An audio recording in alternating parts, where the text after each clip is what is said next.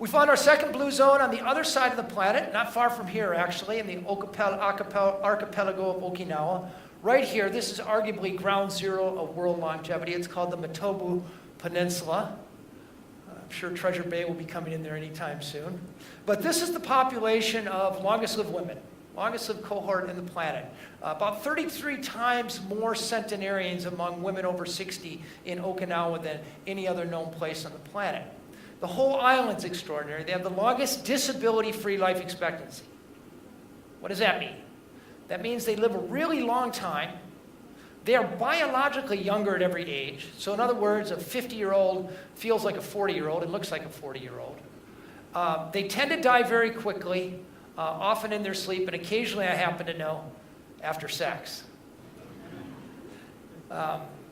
In America and most of the developed world, there's between 3 and 4 years of morbidity at the end of your life. Those bad years where you'll spend about 90% of your lifelong healthcare dollars. You'll spend it, or your government will spend it, whatever.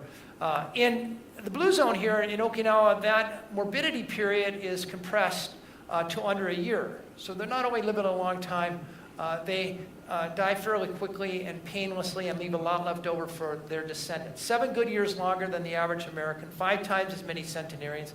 1/5 the rate of the big cancers that are killing us in the West, and 1/6 the rate of cardiovascular disease. About 80% of people in this country will die of one of the diseases in these 2 risk factor clusters. And the fact that this culture is yielding these numbers says, once again, are there some lessons for us? Well, this is a culture that eats mostly a plant-based diet. Vegetables, most of us would recognize, others maybe you wouldn't. How many of you guys know what this vegetable is? Raise your hand. About a third of you. But usually nobody knows what the heck it is. It's bitter melon. The Nonyang culture uses it a lot in their cuisine. This actually has 3 compounds that lowers blood pressure and the highest concentration of anti-inflammatories of any known vegetable in the world. It's a cornerstone of the Okinawan diet. More important than what they eat, what they don't eat. Okinawans have a 2,500-year-old Confucian adage that more or less sums up their diet. 3 words. Hara, hachi, bu. Hara, hachi, bu. It means stop eating when your stomach is 80% full. And sometimes you'll see this manifested at the table. They'll actually put a little food off to the side instead of eating at every last morsel. But more often than not, you see it happen at the counter. It's a big idea. They actually pre-plate the food and then serve it. And we now know that if you're serving food family style, people tend to eat 20 or 30% more food than if you pre-plate the food. Ancient wisdom, good idea, effective diet. Again, more important than what they eat, these social constructs.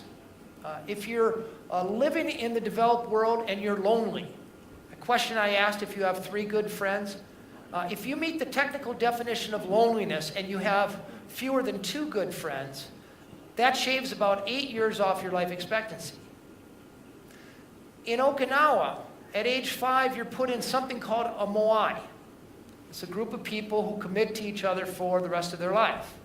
Things go well, they win the lottery, or they have a good crop, or they get a raise, they share it with their moai, 4 or 5 other people. And if things go poorly, parent gets sick, child has a hard time, you get divorced, they always have this social network to catch them when they fall. The reason I take this picture is that these 4 ladies have belonged to the same moai for 97 years. Their average age is 102. And they still get together every night, drink sake, gossip, argue about who that hot guy liked best back in 1942, and take care of each other. Ikigai, another Okinawan construct that explains longevity. They do not even have a word for retirement. It doesn't exist in the Okinawan vocabulary. But the word ikigai, the reason for which I wake up in the morning, is what propels them into their 80s, 90s, and 100s with meaning. What gets them out of the easy chair, what gets them out of bed in the morning, what keeps their minds active, keeps them taking medicines, keeps them physically fit. It's this notion that they're waking up and their skills and talents are valued. They're not just recipients of care.